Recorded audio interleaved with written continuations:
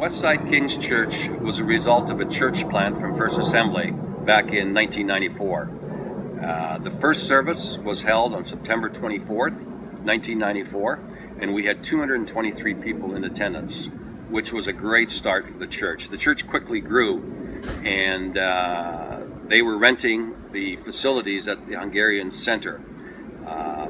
In 1996, we had an opportunity to buy the building, and we had 24 hours notice. We had to raise over $200,000, and that Sunday morning, they raised over $240,000 in one offering with no advance notice.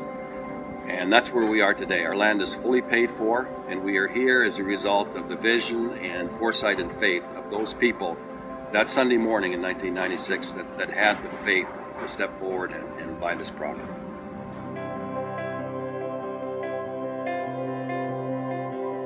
Transformed lives.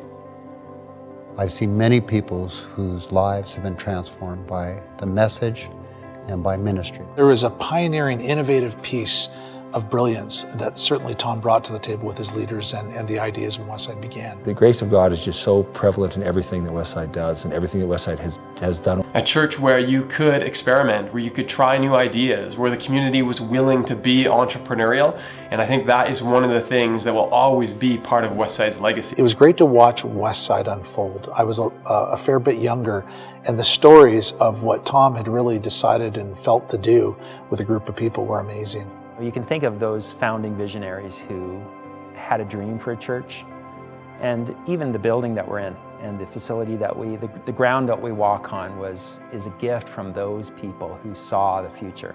In the 10 years that I was part of the Westside community, I got to be part of some incredible successes, some fantastic stories, and some deep, heart-wrenching failures. And yet in the midst of all that, Westside was able to hold together as community, to extend grace to each other, and to build something that is really unique in the world of church. In the history of our church, there's been 2 times that we were ready to go ahead with our building plans, and we stalled, or it was stopped because it just wasn't the right time for whatever reason. And we can look at that in a way that says why and feel frustrated about it.